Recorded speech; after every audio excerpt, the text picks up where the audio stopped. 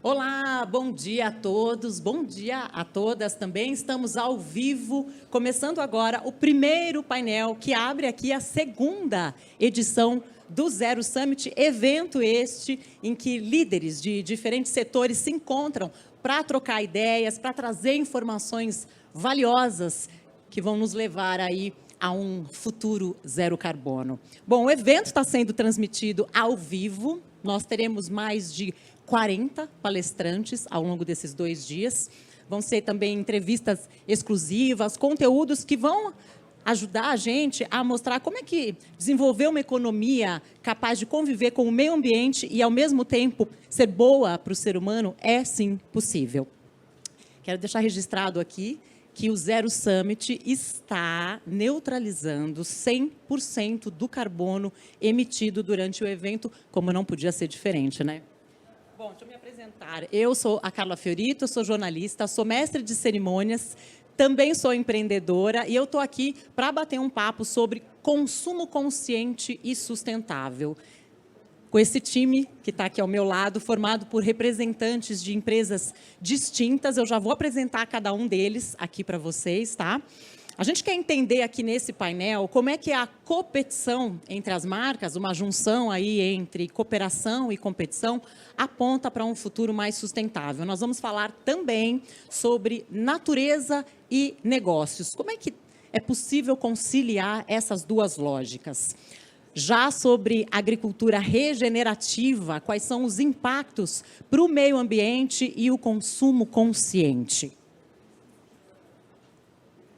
É impossível também, claro, a gente não tinha como deixar de fora aí o tema da inovação e do uso da tecnologia a favor dos negócios e também das soluções climáticas. Muito bem, feita aqui esta apresentação, eu quero apresentar para vocês os nossos convidados. São eles: Carolina Pecorari, diretora de sustentabilidade e ESG da Ambev.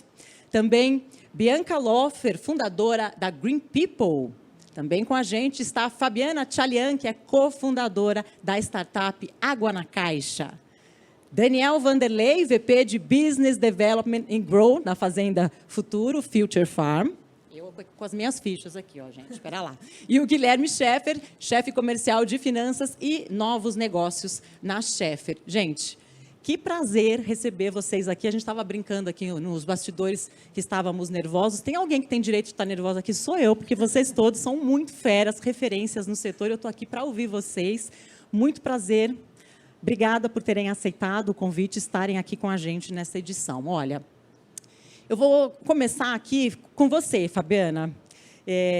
Eu queria que você explicasse para a gente como é que nasceu a Água na Caixa e como é que vocês chegaram à primeira e, por enquanto, única água mineral carbono neutro do Brasil.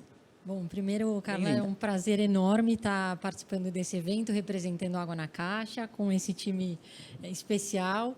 A história da Água na Caixa, eu costumo dizer que é uma história de um bom exemplo, que a gente viu fora do país, durante uma viagem.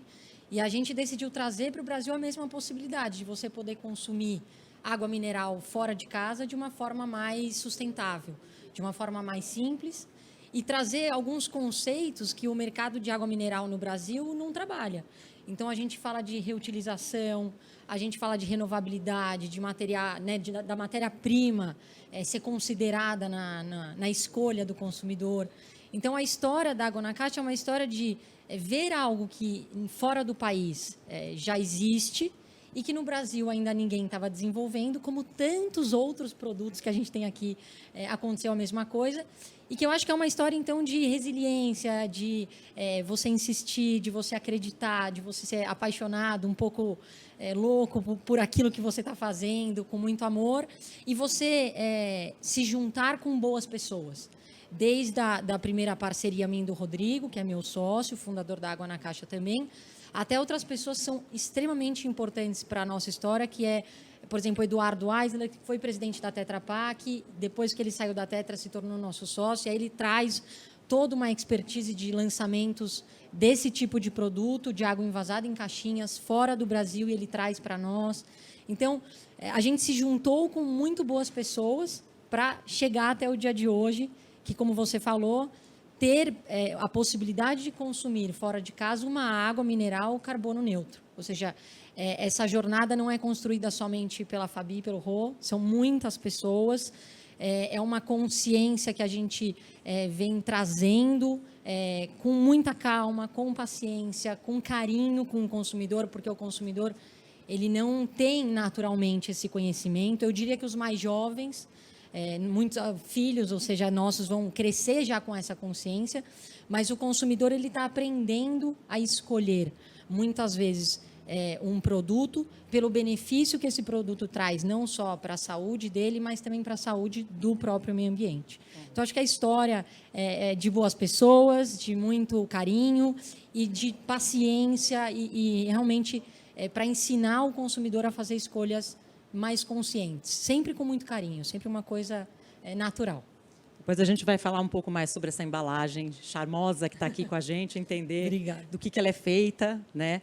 Bom, Bianca, eu sei que você não está mais, né, à frente da gestão, ali no dia a dia da Green People, mas eu queria te pedir para você compartilhar com a gente as principais dificuldades que vocês tiveram para desbravar mesmo, né, uma categoria de novos produtos, no caso de sucos prensados a frio. Isso ainda, a gente está falando do Brasil, né, em que empreender quase que é feito para dar errado, não é nada fácil, né, que muitas vezes já eleva aí esse grau de dificuldade no ato de empreender. Se você puder comentar sobre as tecnologias inovadoras aí, lado a lado, com o propósito de sustentabilidade da marca, para deixar mais difícil ainda o processo, né? Bom, primeiro, muito obrigada pelo convite. Estar com esse pessoal aqui é um prazer, é um orgulho estar aqui. A Green People começou em 2014, quer dizer, um pouco bem antes desse movimento todo que a gente está vendo agora, né, de ISG, de comidas saudáveis, né? Eu, numa viagem para o Havaí, em 2013, foi quando eu conheci pela primeira vez o suco prensado a frio. Eu nem sabia que existia diferencial entre sucos. Para mim, era tudo igual. Eu sou economista de formação. E em 2013, eu conheci a kombucha e os sucos prensados a frio. E, sinceramente, muito ingênua, eu falei, eu sou carioca e eu morava no Rio nessa época. Eu falei, vou abrir uma empresa de sucos prensados a frio no Rio de Janeiro. As pessoas falam, nossa, como você é corajosa. Na verdade, foi uma ignorância. Você não né? tinha a menor ideia do que você Eu não tinha a menor fazendo, ideia né? do que eu estava fazendo. Né? A ignorância foi uma grande virtude para mim naquele momento. Né? Eu acho que é um pouco como nós, mulheres, ficarmos grávidas. Né? A gente não sabe... Exatamente. Se contassem a verdade, eu acho que se a gente soubesse... o mundo acabava, não tinha gente no mundo. Então, eu até brinco assim, eu tenho 2 filhos, que a Green People é meu terceiro filho, né? E eu tenho 2 frases assim, né? Que empreender no Brasil é como um videogame. Ou a gente morre ou a gente passa de fase, né? Então, assim, eu conheci essa tecnologia no Havaí, e a Green People se mistura muito com a minha vida pessoal, porque eu, na adolescência, eu tive anorexia. Então, assim, a questão da alimentação, para mim, sempre teve um peso muito grande, né? E eu sou economista, eu trabalhava em banco, e aí eu acho que eu falo de temas assim que nós, mulheres, nos conectamos muito, né? Quando o meu primeiro filho nasceu, eu não consegui voltar da licença maternidade, a culpa era gigante, então eu pedi demissão do banco, do JP Morgan, e fiquei 8 anos sem trabalhar. Tive logo meu segundo filho. Eu falei, vou ter logo meu segundo filho para voltar para o banco, e também não consegui. Né? Então, assim, eu estou falando de temas que, para a gente, são temas muito fortes. Né? Então, durante esses 8 anos, eu consegui ressignificar toda a minha vida. Né? Foi a primeira vez na minha vida que eu foi a primeira vez que eu não estava nem trabalhando e nem estudando. Né? Eu estava focando na maternidade. E foi quando eu comecei a perceber essa sementinha, começou uma sementinha dentro de mim, e eu comecei a estudar sobre nutrição. Né? Foi quando eu conheci os superalimentos, foi quando eu conheci os sucos prensados a frio, trouxe uma máquina de suco prensado embaixo do braço e comecei no Rio de Janeiro a Green People. E era um suco, né, prensado a frio, com 3 dias de validade, refrigerado, num país tropical. As pessoas me achavam maluca, falavam assim, não vai dar certo, você tem que congelar esse suco, você tem que pasteurizar esse suco, mas aquele não era meu sonho. Eu queria, como a gente estava aqui falando antes, eu queria entregar densidade nutritiva para as pessoas. Eu queria que as pessoas não sentissem culpa, muito por causa da minha anorexia, eu queria que as pessoas não sentissem culpa no que elas estavam comendo. Eu queria que elas soubessem que eu estava produzindo com muito amor o melhor suco do Brasil, com todas as melhores combinações, com superalimentos.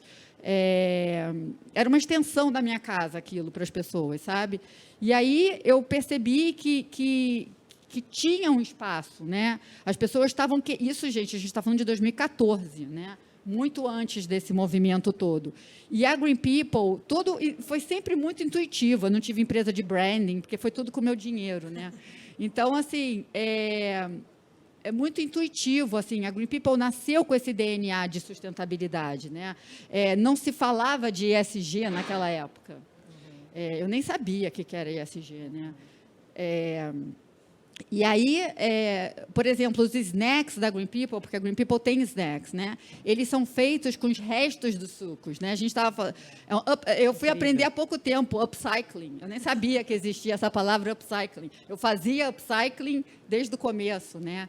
Então, assim, à medida que foram entrando investidores, né, o suco que durava 3 dias, hoje duram 90 dias, né, com essa tecnologia de alta pressão.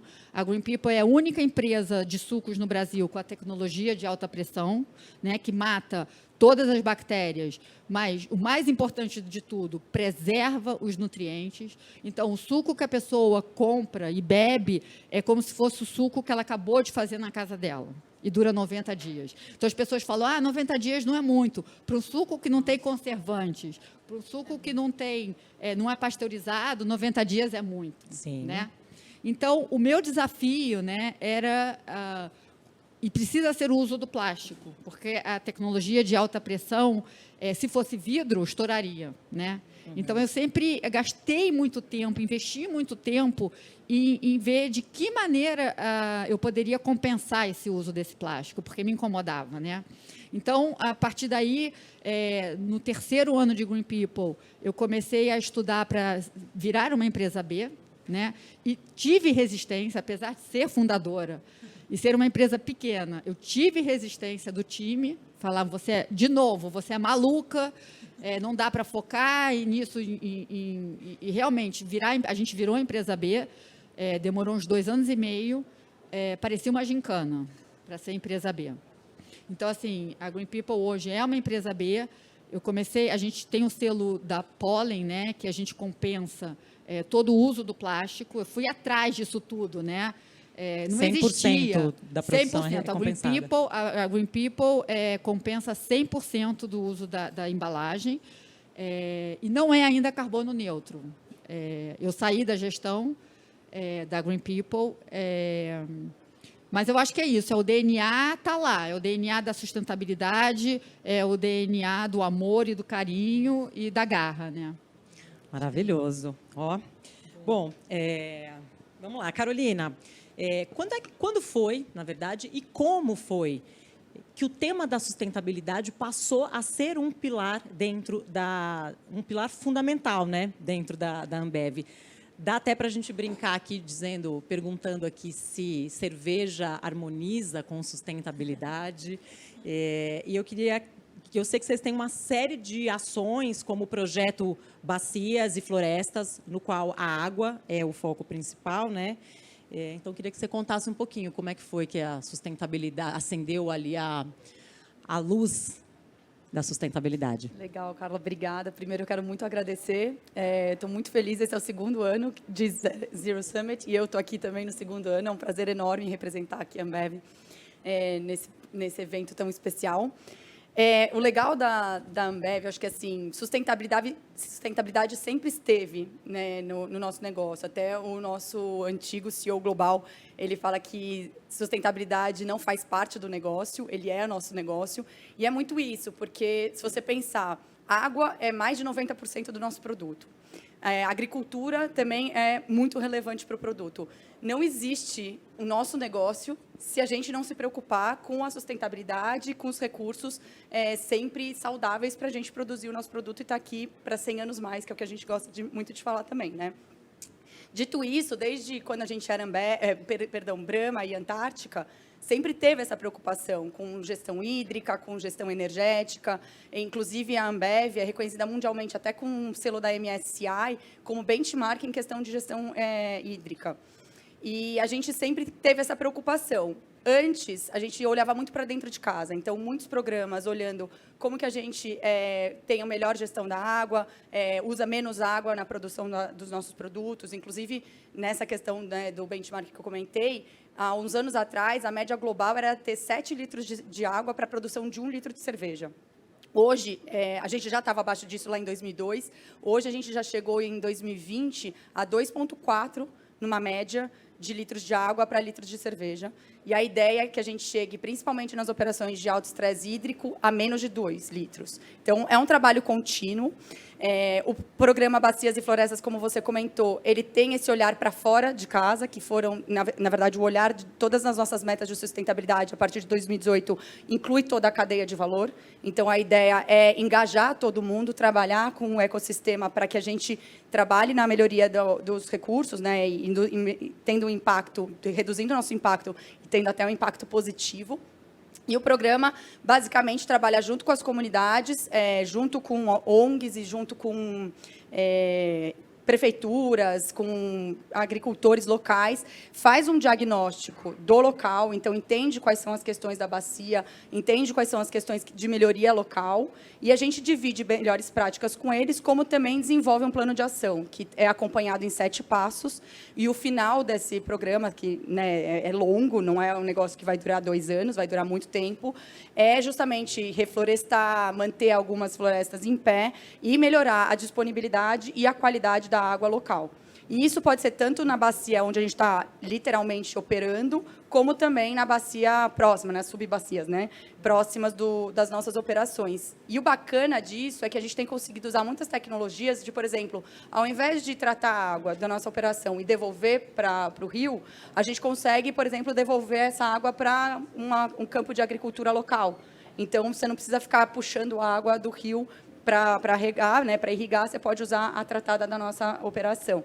E nisso são muitas outras. Eu, inclusive, agora que a pandemia já está, espero que finalmente acabando, né, vamos ver aí, eu pude visitar 2 sites onde a gente opera, né, onde a gente trabalha com reflorestamento, e é impressionante que é tão simples, né, plantar árvores. As pessoas acham que isso aqui é muito ambiental, né, muito abraçar árvores. Não, gente, é impressionante a quantidade de água nas nascentes, depois de 3 anos que a gente plantou. A floresta regenerando em pouco tempo. E é muito maravilhoso isso. E você vê que realmente tem um impacto em toda a comunidade. Todo mundo fica mais saudável, feliz. Tem o desenvolvimento turístico também para mostrar esse projeto para outras pessoas. Então, tem muita coisa. E acho que é legal comentar também da sustentabilidade, que a gente tem todo esse olhar. Anteriormente, a gente estava olhando muito dentro de casa. A partir de 2018, a gente começou a olhar mais para fora de casa. Então, trabalhando com a água, como eu comentei, agricultura sustentável, agricultura regenerativa, sem dúvida nenhuma, está nesse pilar. Tem a ação climática, né, o pilar de ação climática, que é operar 100% com energia renovável e também reduzir 25% de toda a cadeia de valor de emissões de gases de efeito estufa. E o quarto pilar é a embalagem circular, então é ter 100% das nossas embalagens ou com conteúdo reciclado ou retornável. A Ambev tem um share muito grande de retornabilidade. Hoje a gente já está com 42% de volume de cerveja em embalagem retornável. Novas inovações que a gente está lançando, por exemplo, Spaten, já vem na embalagem retornável. E isso requer um trabalho muito grande em reeducação e educação do consumidor, que é um pilar assim bem desafiador, porque você tem que mostrar para o consumidor que ele precisa fazer a parte dele. A gente está trabalhando em várias frentes de economia circular, oferecendo nos condomínios, locais de coleta, nos autosserviços, supermercados, mas a gente precisa fazer com que o consumidor vá até lá também. Né? Não existe uma solução, não existe uma bala de prata. Então, eu acredito aqui que a maioria viveu esse momento de ter aquela cestinha de levar o vasilhame para o supermercado e trazer ele cheio. Acho que isso a gente tem que ter, mas tem também a questão do consumidor, o foco no consumidor, de que eles querem conveniência. E aí que a gente trabalha, tem a questão da pólen, tem Eu Reciclo, tem outras soluções que dão para compor soluções para contribuir com isso. E o último pilar, que não é diretamente ao ambiental, mas ele é cross, né, em todos, é o empreendedorismo. É o ecossistema de empreendedorismo. Então, aqui entra toda a inovação, a diversidade na cadeia de valor. Então, a gente está investindo demais em desenvolvimento dos fornecedores diversos. Começamos com bastante foco no racial, mas estamos também com empreendedorismo de mulheres, de LGBTQIA+, de portador de necessidade, Enfim, a gente tem várias frentes para desenvolver e melhorar, né, a capacidade de habilidade dessas pessoas, dos empreendedores, a fazerem negócios com as grandes empresas também. Maravilha, muito bem. Vocês perceberam que eu dei espaço aqui primeiro para as mulheres falarem, né? E aí, Daniel, eu fiquei aqui pensando no seguinte: a gente sabe que as mulheres que têm o poder de decisão de compra dentro das casas brasileiras, né?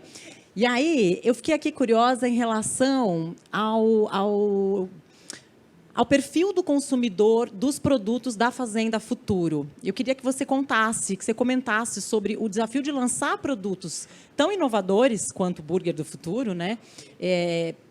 Também sobre investimentos em pesquisa, desenvolvimento e tudo mais. Ainda há um preço que seja competitivo na ponta, para quem vai lá no mercado, como nós mulheres, que escolhem lá, olhem bem o preço, a renda familiar e tal. Como é que faz para isso caber no bolso? Aliás, como fazer para que mais e mais consumidores tenham acesso a esse tipo de produto inovador? Muita coisa em uma só, né? Muita coisa, você vai ter que me lembrar as últimas perguntas. Mas, Carlos, primeiro de tudo, obrigado pela pergunta. Um prazer estar aqui, uma honra estar do lado de vocês. Eu sou fã de cada um aqui e, principalmente, acompanho muito a Bianca e a Carolina há muito tempo. Então, uma honra.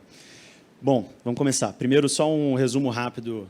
Eu sou o Daniel, eu cuido desse nome longo que você falou, Business Development and Growth, mas é o crescimento estratégico da Fazenda Futuro, então estou representando a empresa hoje aqui. E, para quem não conhece Fazenda Futuro é a primeira food tech da América Latina a fazer carne de planta. Então, a gente não criou essa categoria, a gente não foi o primeiro do mundo, a gente foi o primeiro da América Latina. Mas o que a gente aproveitou foi pegar essa categoria que já estava começando ao redor do mundo e aproveitar o que o Brasil tinha de bom para acelerar isso e para fazer com que essa transformação que essa categoria causa no mundo acontecesse de uma forma ainda mais forte e rápida. Então, o Brasil, com abundância de vegetais, de grãos, enfim, de qualidade de água, e com uma cadeia muito eficiente para proteína animal, de congelados, a gente juntou isso tudo e criou uma marca que pudesse ser líder global dessa categoria, o que a gente começou a fazer recentemente. Então, a gente criou a Future Farm, que é a nossa marca internacional. Já estamos em 30 países, isso com um pouco mais de 2 anos de empresa. Então, o que a gente pensou lá no início, né, o Marcos Leta, fundador da empresa, pensou lá no início, em 2019, para a Fazenda Futuro, assim, eu fico super feliz de falar que em um pouquinho mais de 2 anos a gente conseguiu fazer o primeiro passo conforme a gente tinha planejado. Então, super legal. Você falou de perfil de consumidor. Bom, assim, o nosso consumidor, e agora que a gente está em 30 países, fica um pouco mais difícil de responder, eu vou focar em Brasil. Vamos falar do Brasil. No Brasil, assim, o perfil do consumidor é o que a gente brinca de um revolucionário sem pressão, sem chatice, não é o ativista, assim, normalmente pessoas jovens antenadas que sabem do impacto que comer proteína animal causa para o meio ambiente. Nem vou entrar no mérito do corpo das pessoas, mas para o meio ambiente, mas que não é um ativista revolucionário enfim, que é o veganismo raiz, que eu fui durante um tempo. Eu sou vegetariano há 10 anos, fui vegano por 3 anos, ativista, chato no bom sentido, só que você entra num nível de radicalizar que você não consumiria um hambúrguer feito de planta, você consumiria simplesmente abobrinha ali na grelha, enfim, que é mais barato, mais acessível, mais saudável e ainda melhor para o meio ambiente. Mas não seria isso que causaria a grande revolução no mundo. A gente não vai conseguir tirar picanha todo dia do prato brasileiro e botar Caesar salad na frente ou, enfim, uma abobrinha, para manter o exemplo aqui, uma abobrinha refogada, que eu adoro. A gente precisava de alguma coisa mais saborosa, mais gostosa para causar essa revolução. Então, eu diria que o perfil do consumidor é esse, é a pessoa que não é radical, mas que, ao mesmo tempo, quer se aventurar sem se rotular. Então, são esses rebeldes que a gente sempre comenta.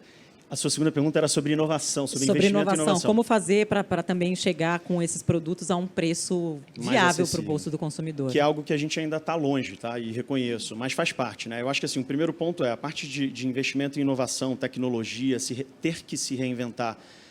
Eu brinco que é a parte que a gente mais gosta, é uma delícia, assim, tá no nosso DNA. A gente é tão ansioso que toda vez que a gente chega numa fórmula melhor, seja para o consumidor, seja para o meio ambiente, ou uma embalagem com impacto menor, como a que a gente acabou de lançar, que as nossas embalagens hoje em dia são biodegradáveis. Toda vez que a gente tem uma novidade, um salto desses, a gente decide lançar gerações e gerações, como se fosse um iPhone 1, 2, 3. A gente já está na nossa terceira geração, que a gente decidiu chamar de 2030. E tem, obviamente, motivo para isso e a gente vai conversar hoje sobre isso. Então, o ponto está no nosso DNA, a gente gosta de fazer, a gente é cobrado por isso, e aí sim eu posso trazer um comentário que, assim, ao redor do mundo, a cobrança é muito maior. Então, por exemplo, para entrar em países como a Inglaterra, a Suécia, o Canadá, que a gente já está na prateleira dos supermercados, o nível de exigência, eu que cuido dessa expansão, assim, dessa negociação, desse primeiro passo, é muito maior. Então, a gente teve que se adaptar e a gente teve que se virar para acelerar planos que a gente tinha para daqui a 2, 3, 5 anos e trazer para hoje, o que é ótimo para a gente e para o meio ambiente, por conta dessa expansão global. Então, a gente tem coisas hoje que já são selos, certificações ou resultados dos nossos produtos que a gente usa muito, de novo, pela cobrança que a gente recebe desses mercados internacionais, que no Brasil a gente nem é questionado e, na verdade, não chega nem, as pessoas nem conseguem entender ainda, porque não faz sentido para elas, o grande público, o que é isso que a gente está comunicando. Então, é um negócio que espero que daqui a 1, 2 anos a gente seja cobrado por isso e a gente, pelo menos, já vai ter a resposta para dar. Então, acho que em termos de inovação é isso. Tinha uma terceira? Ou... Depois eu quero que você volte para me contar sobre essa sua experiência no mundo, que você teve contato com muitos consumidores de perfis diferentes, né? O que isso trouxe para vocês como empresa, até para você como profissional, né? Beleza.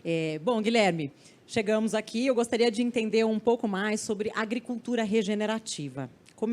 O que esse conceito quer dizer exatamente, como ele é aplicado nas atividades da Scheffer, e te pergunto também se é, sim, viável trabalhar de forma 100% regenerativa, entregando alimento com alto potencial nutritivo em um país, aliás, em um mundo, né, com tanta boca para alimentar. Bom dia, obrigado a todos, obrigado, é um prazer estar aqui com vocês, acho que é o primeiro painel que eu participo que não é só de produtores, assim, tem toda a cadeia, é muito mais diverso, muito mais completo, eu acho que enriquece o debate. Que bom.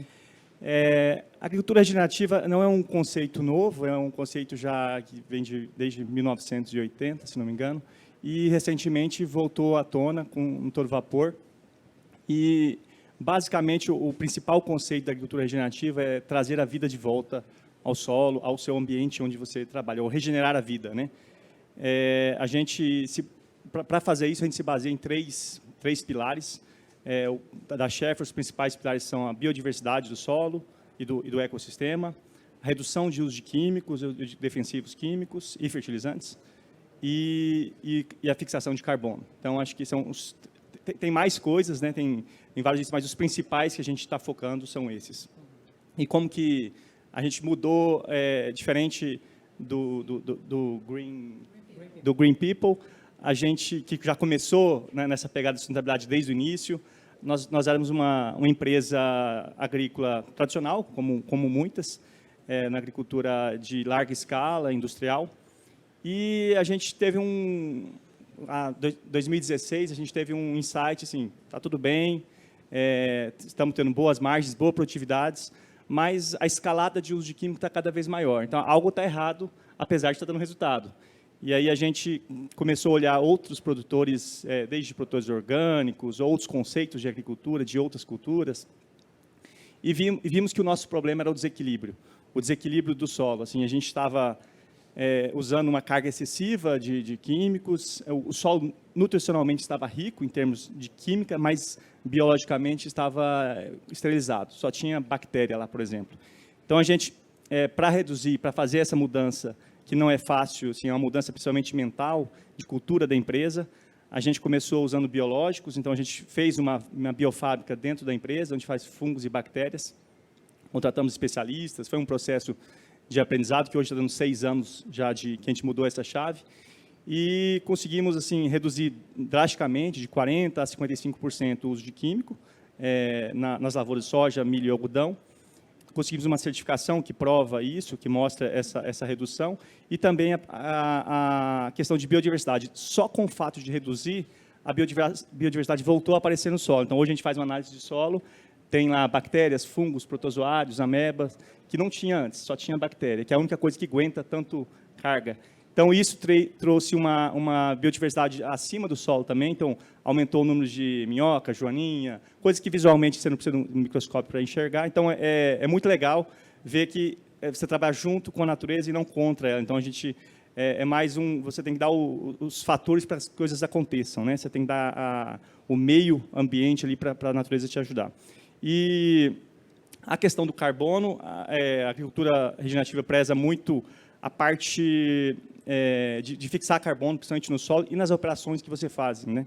Então, a gente não faz grade, por exemplo, que é um processo antigo, mas o Brasil também está bem na frente desse conceito de não gradear o solo, que é uma parte que você mata ali os matos, mas, ao mesmo tempo, você está emitindo carbono. Então, a gente evitou essa prática, que alguns agricultores da orgânica usa, que tem o seu lado bom e o seu lado ruim, né? Como tudo. E então, a nossa agricultura regenerativa é tentar pegar o melhor o melhor da agricultura orgânica, que é os biológicos, o equilíbrio biológico da vida, com o melhor da agricultura química também. Então, não é um radical nem para um lado, nem para o outro. E assim, gradativamente, a gente vai aumentando a área. Hoje a gente está com 4.000, devemos ir para 9.000 hectares esse ano, de safra, mais 9.000 de safrinha. E a nossa meta é aumentar a cada ano aí principalmente com a conversão da mentalidade das pessoas, que muda o jeito de fazer. Hoje é uma agricultura, vamos falar assim, menos de tabela, onde na tradicional você faz a cada tantos dias aplica tal fungicida. Não, é muito mais holística, você tem que ver, analisar, contar, não, agora dá para aplicar, agora não dá. Ou dá para segurar um pouquinho mais. Então, você contar o inimigo natural é mais artística, mais holística, mais integrativa. Então, orgânico mesmo, né? Isso. Precisa então, realmente ter esse contato para entender como é que está o processo. Exatamente. Nem sempre vai ser igual. Nem sempre vai ser igual. E não é fácil multiplicar. Assim, você usa essa receita de bolo para tudo. Uhum. Como ela falou, não existe uma bala de prata na agricultura regenerativa, na sustentabilidade, que uma coisa resolve tudo. Eu acho que é um pouquinho de cada coisa, onde 1 mais 1 dá mais do que 2, dá 3. Porque você faz um monte de coisas e a junção disso faz a coisa ficar melhor. Uhum. Os principais produtos da Schaeffer são milho, soja, milho e algodão, os principais produtos. Isso. Muito bom. Olha, gente, eu quero fazer uma pergunta aqui agora, que é uma pergunta geral para a gente fazer uma rodada com todos vocês. Eu queria falar um pouquinho sobre competição mesmo, quando empresas concorrentes acabam unindo as forças para cooperar entre si.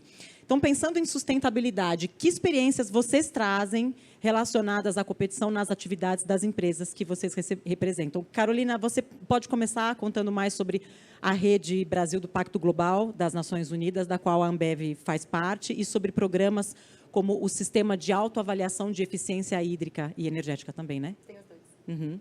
Legal. Acho que o Pacto ele é uma plataforma, né, que une o setor empresarial em prol para atuar tanto em impactos positivos mensuráveis de acordo com as ODS, até vim com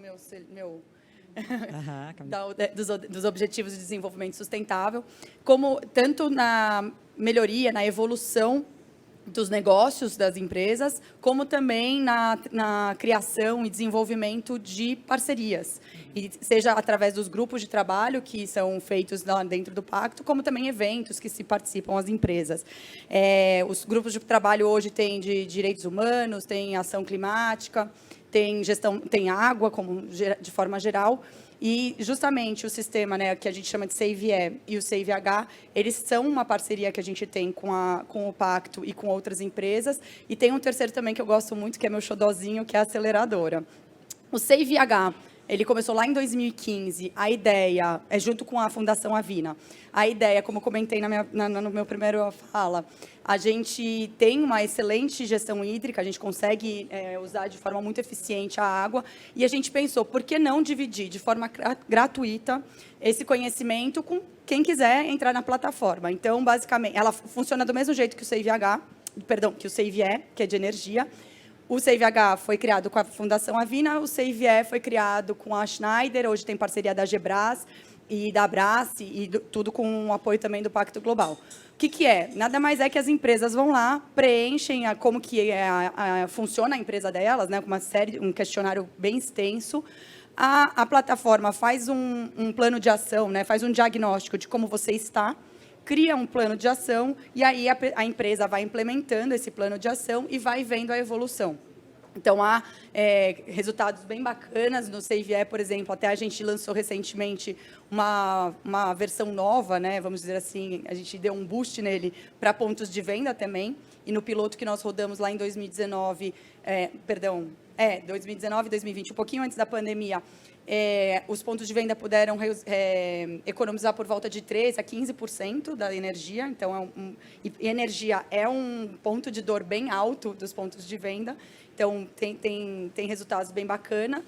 E, como eu gosto muito de falar, da aceleradora, que também tem o apoio do Pacto Global, e de várias empresas hoje em dia, a gente está com Parceiros pela Amazônia, fazendo o programa junto conosco, e trouxemos Unilever, Google, PepsiCo, DSM, para também participarem na seleção das aceleradas. Então, nada mais é do que um programa de aceleração, onde a gente faz um mês de treinamento intensivo, trazendo escritórios de advocacia, fundos, outros fundadores de startups que estão dando certo, contando um pouco da sua experiência, dividindo um pouco o que é ser empreendedor, que aqui a gente tem bons exemplos de empreendedores. Depois, a gente seleciona, tem uma parte de seleção para pilotar as ideias dessas startups, e, ao final, a gente tem um Demo Day, onde seleciona, né, onde premia a primeira e a segunda colocada. Também, no ano passado, a gente teve com parceria na DSM, a segunda colocada. A gente está no terceiro ano, tem muita coisa legal, inclusive a participação do Pacto Global no primeiro ano, pré-pandemia, que foi lá em 2018. A gente levou a vencedora, que é a startup Manage Bem, que hoje é super parceira nossa, para fazer um pitch lá na ONU, em Nova York. São duas mulheres maravilhosas que criaram essa startup. E a maioria dessas startups já foram 39 aceleradas, e agora a gente está com mais 20. Mas a maioria delas tornaram-se fornecedores e com todo o ecossistema também, né? Então, está trabalhando junto com bares e restaurantes, está trabalhando com supermercados, está trabalhando com outras empresas, inclusive com concorrentes. Então, acho que essa parte da competição é muito forte. E sem envolvimento do Pacto Global, que eu acho que é legal também, que direciona o ponto da competição, é a nossa criação do Reciclar pelo Brasil junto com a Coca-Cola lá em 2015. Esse foi um movimento que a gente criou junto com eles para melhorar a condição financeira e de trabalho dos catadores, né, junto às cooperativas. A gente dá treinamentos, oferece EPIs e tudo mais.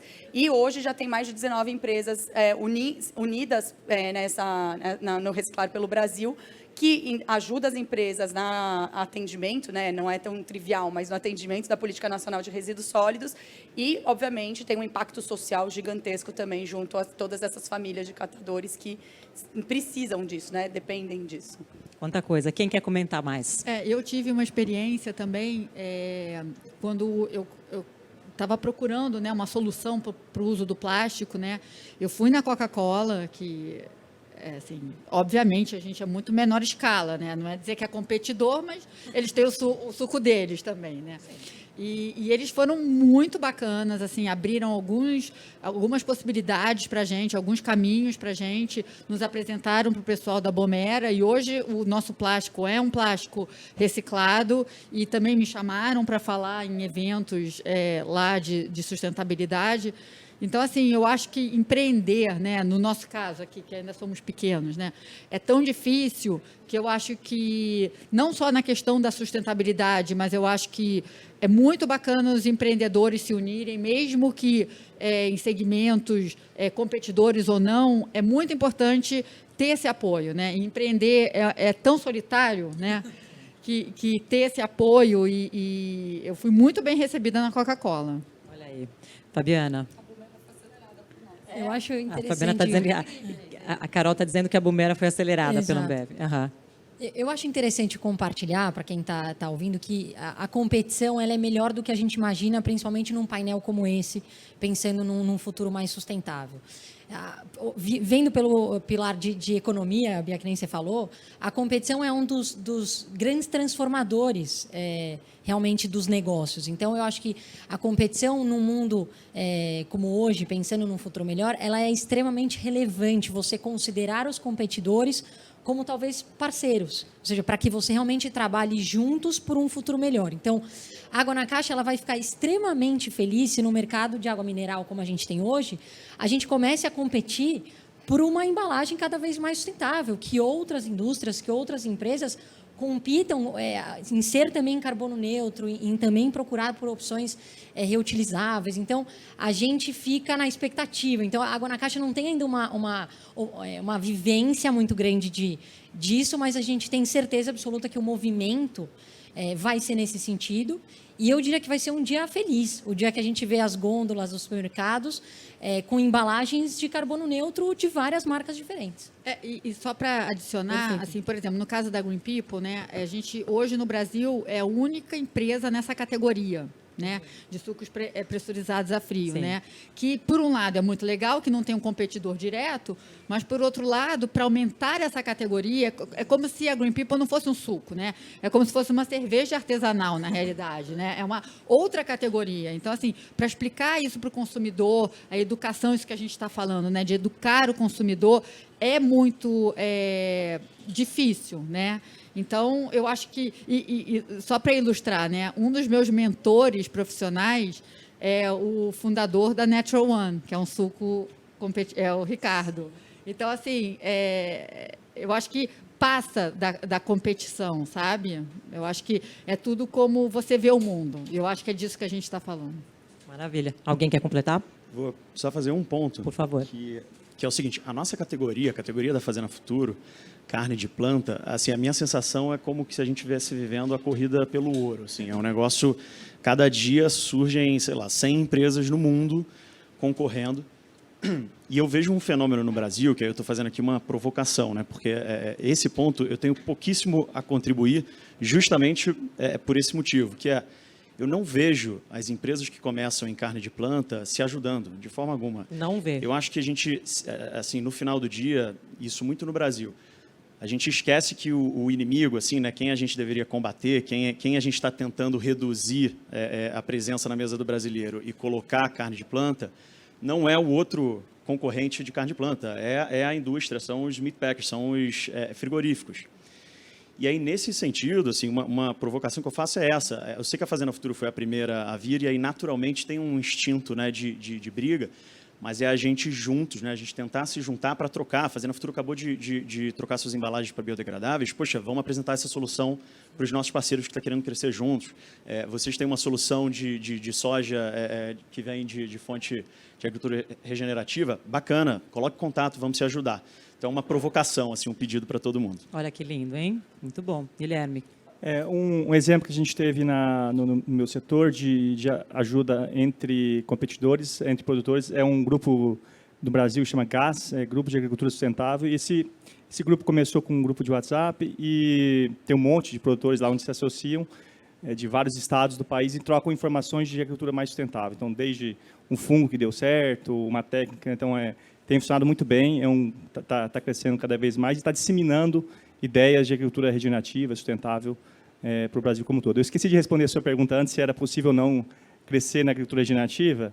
É possível, o Brasil é possível, não só a gente, mas é uma coisa replicável em larga escala, que é uma questão mais de mudança de mindset, de cultura da empresa, mas é possível sim, é possível alimentar o mundo. Não vai faltar comida. Não vai faltar comida, não. As produtividades se mantêm, ou até melhores. Acho que a grande diferença, só complementando, da agricultura regenerativa para a tradicional, é que quando o clima vai tudo bem, chove bem igual esse ano está chovendo, não dá diferença. Quando você tem uma intempérie, ou é muito seco, ou chove demais, aí com o solo com mais vida, ele consegue reter mais água, ou ele consegue drenar mais água quando chove demais. Então, é nos momentos de estresse climático que uma agricultura regenerativa mostra mais resultado do que uma agricultura tradicional. Olha isso, que interessante. E a gente agora vai viver cada vez mais os desafios do desequilíbrio ambiental, né? Sentindo na pele a chuva excessiva ou a seca excessiva. Com certeza. Ano passado foi um exemplo, né? Atrasou a chuva no Brasil inteiro, atrasou o plantio, a safrinha de milho. Olha, eu estou com medo do tempo, porque eu tenho tanta pergunta aqui nessas fichas para fazer para vocês, e eu me perdi aqui, porque eu vou ficar... são 11 horas, a gente tem o quê? Mais uns 10 minutos? Quem me ajuda com o tempo? Enquanto isso, vou seguindo aqui, olha. Mais uma pergunta aqui para a gente fazer uma rodada com vocês. O comportamento do consumidor impacta na forma das empresas desenvolverem os seus produtos e dita as suas entregas? Quanto que o consumidor brasileiro está, sim ou não, preocupado aí com as questões ambientais, em consumir de forma consciente? Tem mais um monte de coisa aqui. Bianca, eu sei que você está empreendendo, né, de novo. Não sei se o seu novo negócio passa aí por uma ideia de que o consumidor trouxe para você um insight, ou foi uma dor sua? Como é que é isso? Eu concordo, né, com o que foi dito aqui antes. Eu acho que o consumidor, cada vez mais novo, a gente vê cada vez mais adolescentes virando veganos ou vegetarianos, né? É uma tendência isso, né? Eu acho que o consumidor, sim, quer se sentir pertencente de uma comunidade da marca, sabe? Eu aprendi isso. Eu acho que o consumidor quer comprar o Green People e se sentir parte daquela marca, sabe? Alguma coisa que tenha a ver com... aquela marca diz para ele alguma coisa, não é só comprar por comprar. Eu acho que isso é uma tendência cada vez mais presente, sabe? Nesse novo empreendimento, né, que eu estou ajudando, na verdade, nos primeiros produtos, eu estou ajudando na formulação dos produtos e ter um cunho sustentável, né? Eu acho que é uma nova marca, onde eu fui chamada e pontualmente eu falei, gente, vocês querem fazer sérums de rosto ou qualquer coisa que vocês queiram fazer de produto, não dá mais para a gente fazer um produto que já tem muito no mercado, né? Não dá mais, ninguém quer só mais um produto, né? Então, vamos nascer já, e foi uma experiência muito incrível, porque essa empresa já está nascendo como uma empresa dependente, né?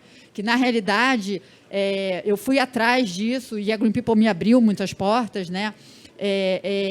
Na hora agora que eles vão contratar funcionários, que eles vão fazer contratos com consumidores, com fornecedores, tudo já vai ser pensado para o sistema B, para ser uma empresa B sustentável, né? E eu te digo, de fato, é mais fácil começar do zero corretamente do que como na Green People eu virei B depois de 3 anos, né? Então, como uma reforma, né? Às vezes é mais reforma, é melhor já começar do zero. Eu falei, gente, eu ajudo aqui vocês a montar esses produtos. Então, os produtos que vão ser lançados já vai ser uma empresa dependente, com selo da Pólen e carbono neutro. Pode contar o nome da empresa ou não? O nome vai ser Mina Bem-Estar. E, na realidade, eu ajudando, né, esse cunho sustentável, né? Eu acho que eu aprendi muito com a Green People, formar uma comunidade e que as pessoas pertençam, né? Eu acho que tem que ser marcas humanizadas. Eu acho que a gente está falando de humanizar as relações.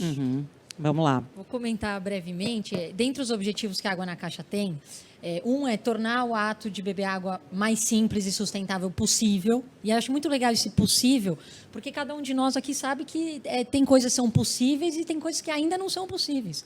E eu acho que todo mundo tem que dormir tranquilo. Você disse bem, ainda. Exatamente, sabendo que a gente está fazendo o que é possível. E o segundo objetivo é ocupar um espaço no coração do consumidor.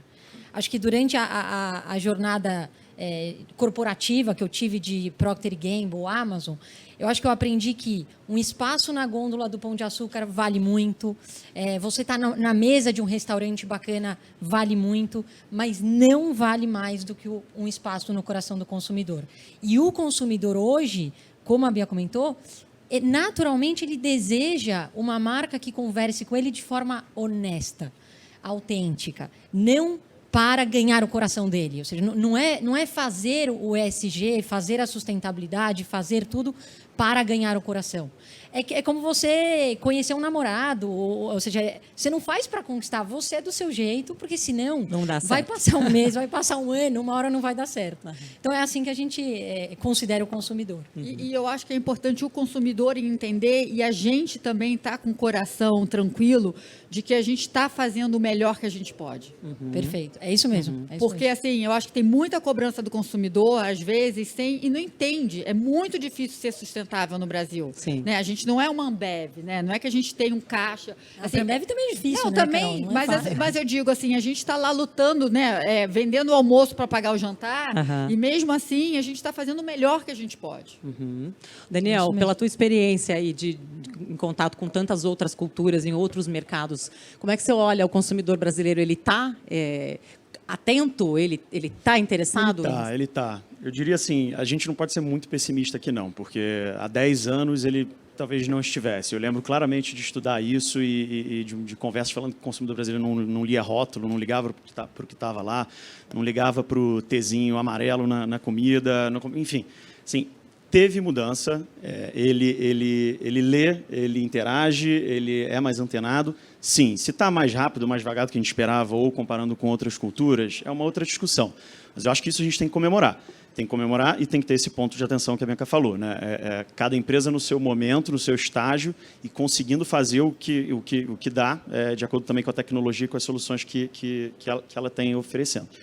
De novo, eu sou otimista nesse sentido. Eu acho que ele está mais chato no melhor sentido possível da palavra. Então, isso é ótimo. Vamos aproveitar. Ótimo, maravilha. Quer completar, Carol? Eu acredito assim, acho que falando no comecinho, né, que a geração Z, sem dúvida nenhuma, ela já nasceu com esse mindset e não adianta, né? Inclusive, é curioso porque a geração Z não bebe cerveja. Então, a Ambev está com todo, né, até a Dani Caxixi chegou agora para liderar a frente de Future Beverages, porque não adianta. Assim, a gente não vai viver 100 anos mais só focado na cerveja.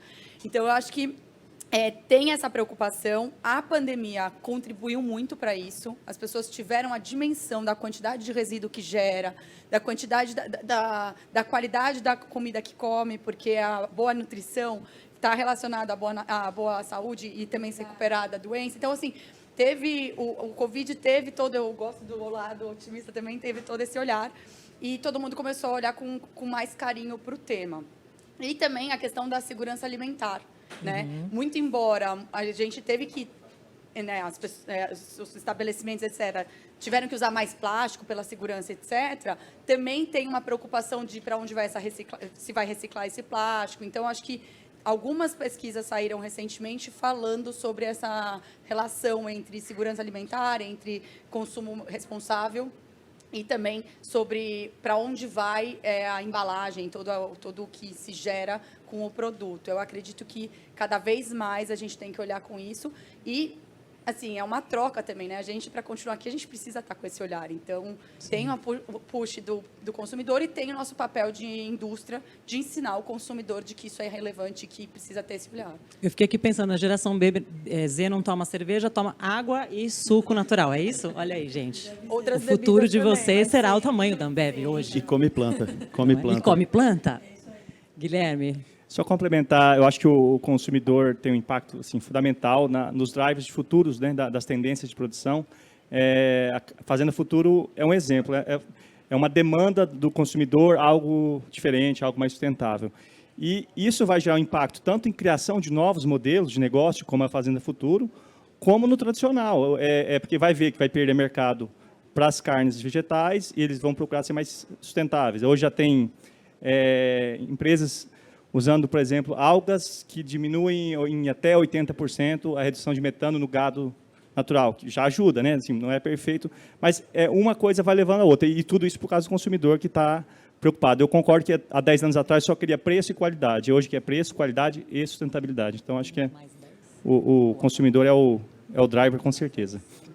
Ótimo, muito bom. Oba, ganhei 10 minutos aqui com vocês, gente. Então, vamos lá. Eu ia pedir uma rodada final aqui falando sobre... Vou falar não, vou aproveitar, então, esses 10 minutos aqui. Vamos ver, então, para onde eu vou. Olha...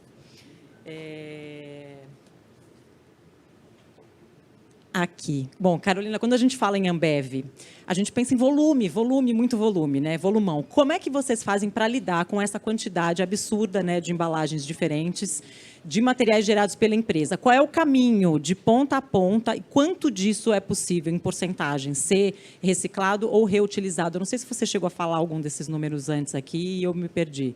Imagina, a gente tem a nossa meta, né, que a gente falou lá em 2018, de ter nossas embalagens ou retornáveis, né, 100% de retornável ou de material reciclado, majoritariamente de material reciclado. Estamos trabalhando forte nisso. O alumínio na América Latina é muito bom, né? Inclusive, a gente lançou a nossa água AMA, que é a nossa água com impacto social, com propósito social, na embalagem de lata. Temos também um trabalho forte no vidro, tanto no retornável, como trazer mais conteúdo reciclado para o vidro. Então, essa garrafa já virou garrafa. Tem alguns desafios tecnológicos, tem a questão também dos fornos para, né, derreter todos esses vidros, tem alguns outros resíduos eventualmente, mas assim, tem um trabalho muito forte nisso. A gente está chegando já a quase 50% já de... Uau, e o vidro é um enorme desafio, né? Exato. A gente tem uma fábrica de vidros no Rio de Janeiro, que é super sustentável, assim, ela já começou com maquinários com mais eficiência para gases de efeito estufa, energética, etc. Porém, a gente depende muito também dos fornecedores. Então, a gente tem um trabalho muito forte de engajamento dos fornecedores para que eles recolham, para que eles tenham essas iniciativas junto com catadores, né, nós ajudamos, nós apoiamos, mas eles também precisam fazer esse trabalho em conjunto conosco. E de plástico, a gente está trabalhando forte, inclusive esse ano, centenário do Guaraná, agora em dezembro, a gente vai chegar a 100% das embalagens de Guaraná com 100% de conteúdo reciclado. O ano passado, a gente fechou 80% das garrafas que estavam no mercado tinham 100% de conteúdo reciclado. Esse ano, a gente vai chegar no 100%. É um desafio por conta de mercado também, por volatilidade de preço, etc. Mas é um negócio que precisa ser feito. Então, a gente também trabalha muito forte com o fornecedor, porque a gente depende deles para conseguirem fazer essa logística reversa, né? E aí, a gente tem essas frentes da logística reversa junto com os clientes diretos, que são os bares, restaurantes, supermercados, junto com o consumidor.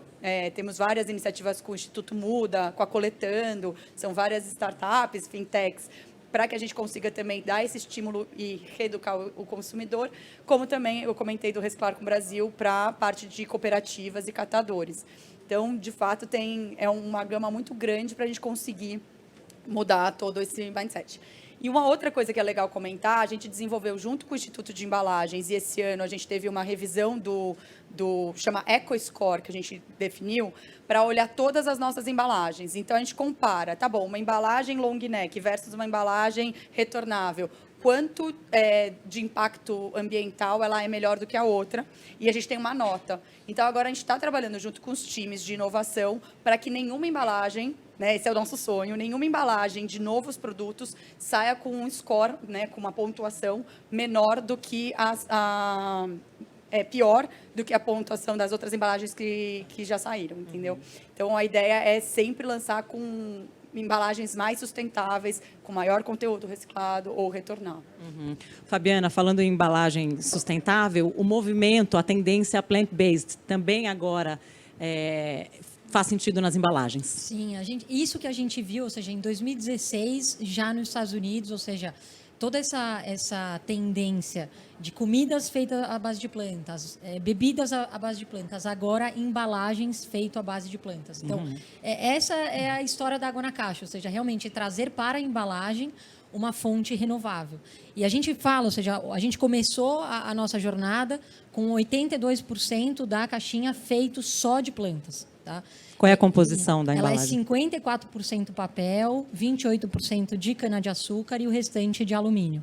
Então, a gente escreveu na caixinha, eu acho que é para todos nós, a gente falou, não somos perfeitos ainda, mas não vamos parar enquanto não chegar lá. Então, a nossa meta é chegar no 100%. Em fevereiro, a gente já lança uma caixinha 88% renovável. Uma parte desse alumínio vira plástico verde, né, de cana-de-açúcar. E a gente está trabalhando super em parceria com a CBA, que é a fornecedora do alumínio, e com a Tetra Pak, para que essa caixinha se torne 100% renovável em breve. Então, assim, falando de embalagem, a gente acredita que é um movimento natural, da mesma forma com alimentos, com bebidas, agora para plantas. Né? Então, o Guilherme vai ter muito trabalho aí pela frente para produzir muitas plantas. Olha, você me deu o gancho aqui, porque agora o nosso tempo está caminhando realmente para o final. Eu queria fazer esse fechamento com vocês rapidamente, falando sobre as metas futuras. Onde é que vocês querem chegar e que compromisso vocês, como empresa, colocaram aqui para 2040, para 2050, enfim, em relação à emissão ou à neutralidade, né, de gás carbono, enfim, quais são as metas mesmo? Bacana. Posso começar, cara? Pode. Super legal a pergunta. Eu acho que para fazer na Futura é super simples, né? A gente começou já como um produto que tem um impacto positivo por si só quando ele substitui uma proteína animal. Então, em termos de uso de energia, em termos de recursos utilizados para o produto, é ridiculamente menor. Então, não é esse o nosso foco, porque ele já é um produto inerente nesse sentido. Queríamos trocar nossa embalagem, que era de plástico, para biodegradável, já fizemos. Queríamos ter o produto mais saudável do mercado plant-based, o melhor para o corpo, não mais falando de planeta. E somos hoje com essa nova versão. Então, assim, acho que, tirando essas pequenas conquistas que a gente conseguiu entregar até aqui, a gente quer até 2025 ser carbono neutro, e a ideia de não ser, né, não conseguir fazer isso antes, por que não já no ano que vem, já que a gente está tão pertinho, não é por não conseguir, e sim porque a empresa é tão nova, mas tão nova, que a gente nem tem mapeado assim, quais são as áreas que a gente pode mexer, mudar e enfim, melhorar para a gente ser carbono neutro. Mas esse é o nosso grande objetivo. Sensacional. Eu estou pedindo para eu correr aqui com o tempo, mas eu quero ouvir vocês, por favor. Vou bem rapidinho. A gente acabou de lançar, né, agora segunda-feira, nossa ambição para chegar até 2040, toda a cadeia de valor net zero. O que significa? A gente vai investir em tecnologia e inovação para reduzir, né, todas as nossas emissões, e a gente vai poder compensar somente o residual. Então, tem muitas iniciativas. Eu acho que o grande foco aqui, que a gente destacou até no comunicado, é parceria, é desenvolver junto com o ecossistema. Agricultura regenerativa, programa Bacias e Florestas, que a gente já comentou. E, sem dúvida nenhuma, trabalhar localmente, né? Entender as realidades locais e trabalhar localmente, junto com, tanto dentro de casa, junto com os nossos ecossistema mesmo, com nossos parceiros, com clientes, com pontos de venda, para que haja essa redução em toda a cadeia. Bom, para água na caixa é tudo para o ano que vem, ou seja, ano que vem já é amanhã. Exato. Então a gente lança, até contando em primeira mão, no ano que vem, um filtro da água na caixa, porque o mais simples, o mais sustentável é o filtro. Então isso é um orgulho que a gente tem. A gente traz novas bebidas, então águas saborizadas, águas funcionais, tudo incentivando o mercado de bebidas no caminho carbono neutro. Então esses são as duas grandes metas da água na caixa.